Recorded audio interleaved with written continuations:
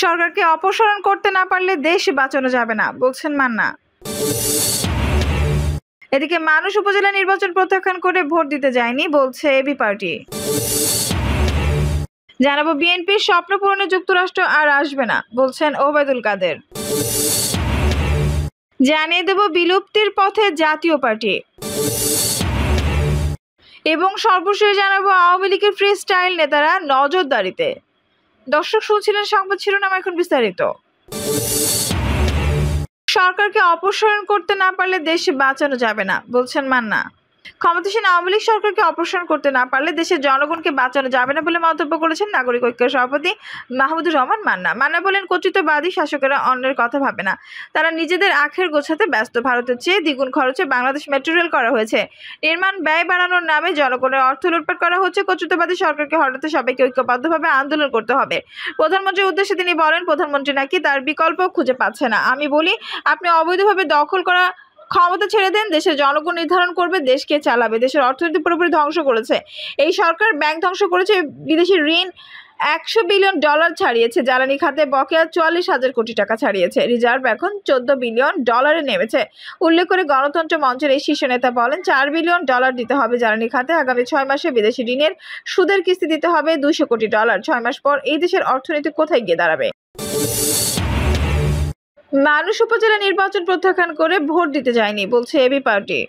দেশের মানুষ উপজেলা নির্বাচন প্রত্যাখ্যান করে ভোট দিতে যায়নি বলে মন্তব্য করেছেন এবি পার্টির যুগ্ম আহ্বায়ক প্রফেসর ডক্টর মেজর অব আব্দুল ওয়াহাব মিনার। তিনি বলেন, ডামি সংসদ নির্বাচনের পর বহু ঢাকঢোল পিটিয়ে নিজের মার্কা বাদ দিয়ে সরকারি দল উপজেলা নির্বাচনে যে প্রতিক্রিয়াদ্বন্দ্ব ও অংশগ্রহণ দেখাতে চেয়েছিল তা ব্যর্থ হয়েছে। উপজেলা নির্বাচনের নামে সন্ত্রাস, হানাহানির প্রতিবাদ ও লোডশেডিং সংকট সমাধান না করে উল্টো বিদ্যুতের মূল্য বৃদ্ধির নিন্দা জানিয়ে বিক্ষোভ মিছিল করেছে এবি পার্টি। নির্বাচন কমিশন বলছে, জনগণ নাকি ধান কাটার কারণে ভোট দিতে আসেনি।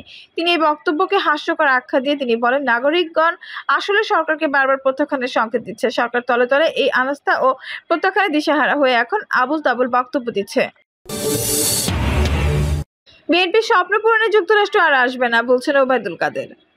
আওয়ামী লীগের সাধারণ সম্পাদক এবং সড়ক পরিবহন সেতুমন্ত্রী ওবায়দুল কাদের বলেছেন, বিএনপির স্বপ্ন পূরণে যুক্তরাষ্ট্র আর আসবে না। লন্ডন থেকে ডাক দিয়ে কোনো লাভ হবে না।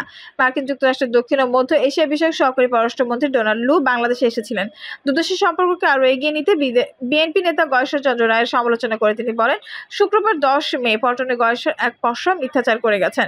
গয়েশ্বর বাবু কোথায় ছিলেন? এতদিন কোথা থেকে এলেন? কোথায় পালিয়েছিলেন? ভারতে মাথায় উঠেছে গান্ধী টুপি, এখন ভণ্ডামি শুরু করেছে। গয়েশ্বর পল্টনে দাঁড়িয়ে আমাদের বলে, ভারতের দালাল এই অপবাদ তো আইয়ুব খান ইয়াহিয়া দিয়েছে। ভারতে গিয়ে গঙ্গার পানির কথা ভুলে গিয়েছিলেন খালেদা জিয়া। সাংবাদিকরা জিজ্ঞাসা করলো, আপনি ভারত সফর করলেন, গঙ্গার পানি কি হলো? তিনি বললেন, আমি তো ভুলে গেছি। দালাল কারা? দালালি করা করে।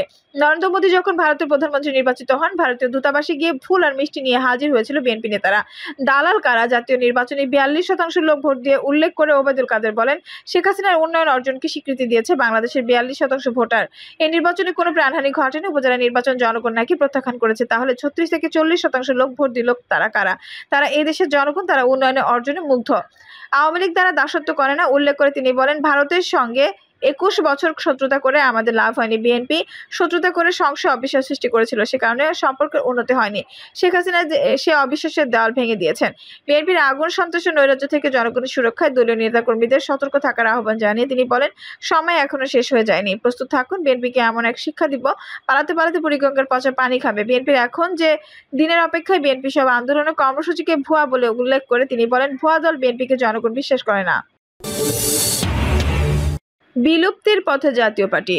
কাগজে কলমে জাতীয় সংসদের প্রধান বিরোধী দল তারা, কিন্তু দলটি সাংগঠনিক অবস্থা এত নাজুক যে এই দলটি কবে বিলুপ্ত হবে তার দিনক্ষণ এখনো গণনা হচ্ছে। জাতীয় পার্টি এখন অস্তিত্বের সংকটে, আওয়ামী লীগের কৃপায় বেঁচে থাকে।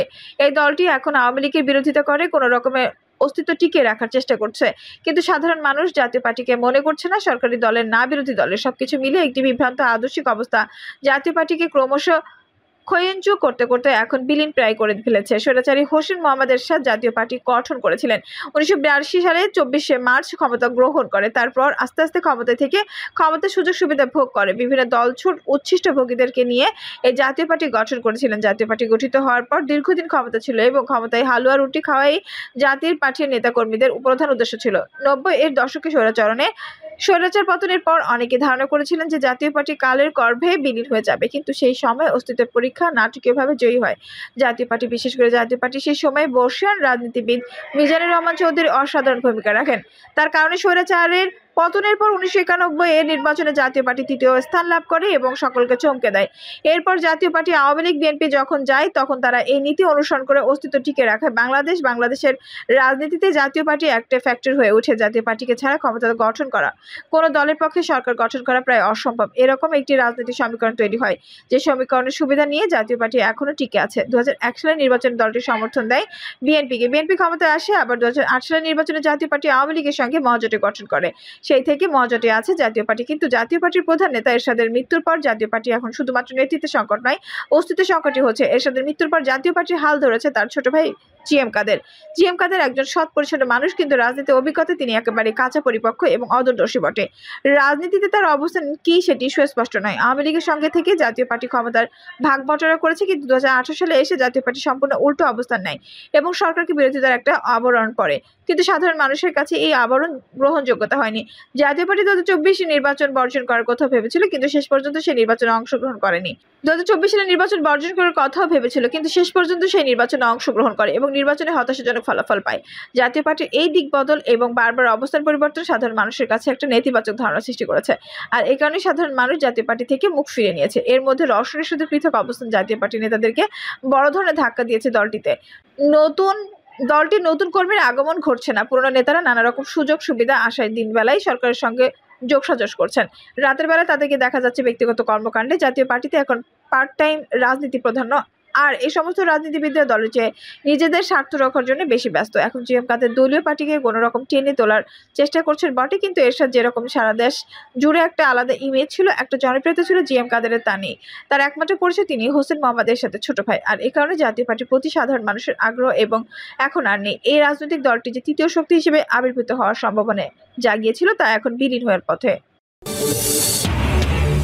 আওয়ামী লীগের ফ্রি স্টাইল নেতারা নজরদারিতে। উপজেলা নির্বাচনে দলীয় নির্দেশ যারা অমান্য করেছে তাদের বিরুদ্ধে আওয়ামী লীগ এখন পর্যন্ত কোনো আনুষ্ঠানিক ব্যবস্থা গ্রহণ করেনি। এমনকি ব্যবস্থা গ্রহণ করা হবে এমন কোনো ইঙ্গিত পাওয়া যায়নি।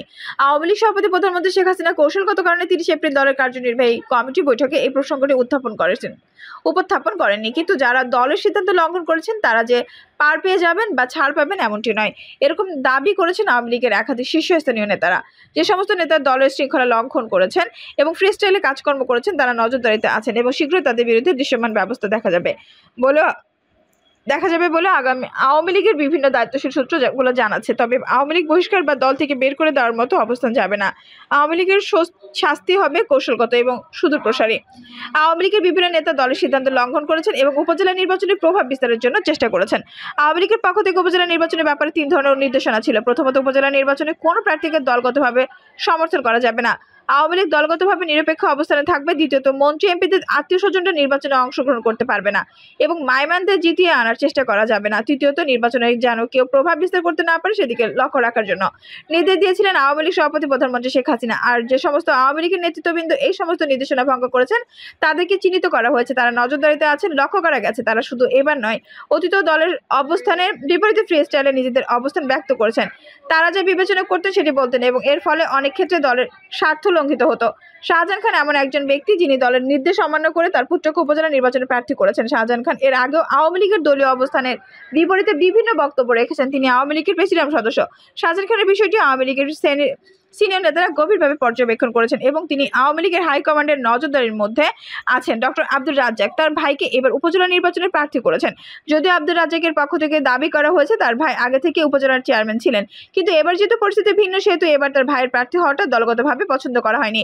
তাছাড়া স্থানীয় পর্যায়ে নেতৃত্ববৃন্দ ডক্টর রাজ্জাকের ভাইয়ের নির্বাচন প্রার্থী হওয়া নিয়ে বিরোধিতা করেছিলেন এবং এই নির্বাচনে ডক্টর রাজ্জাকের বিরুদ্ধে প্রভাব বিস্তারের অভিযোগ করা হয়েছে। স্থানীয় আওয়ামী লীগের পক্ষ থেকে ডক্টর রাজ্জাক নির্বাচনের আগেও বিতর্কিত মন্তব্য করে আলোচনায় ছিলেন। অনেকে মনে করেন এই বিতর্কিত মন্তব্যের কারণে এবার তিনি মন্ত্রিত্ব হারিয়েছেন, আর এই কারণে ডক্টর আব্দুর রাজ্জাক এখন আওয়ামী লীগের নীতি নির্ধারকদের নজরদারিতে আছেন। ভবিষ্যতে যদি আব্দুর রাজ্জাক বা শাহজাহান খানের প্রেসিডিয়াম সদস্য পদ চলে পদ চলে যায় তাহলে অবাক হওয়ার কিছু থাকবে না।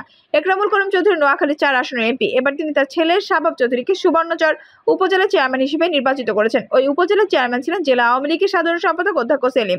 জেলা আওয়ামী লীগের সাধারণ সম্পাদককে হারিয়ে দিয়ে নিজের পুত্রকে নির্বাচিত করার বিষয়টি আওয়ামী লীগের নীতি নির্ধারক মহলে ইতিবাচক হিসেবে দেখা হয়নি।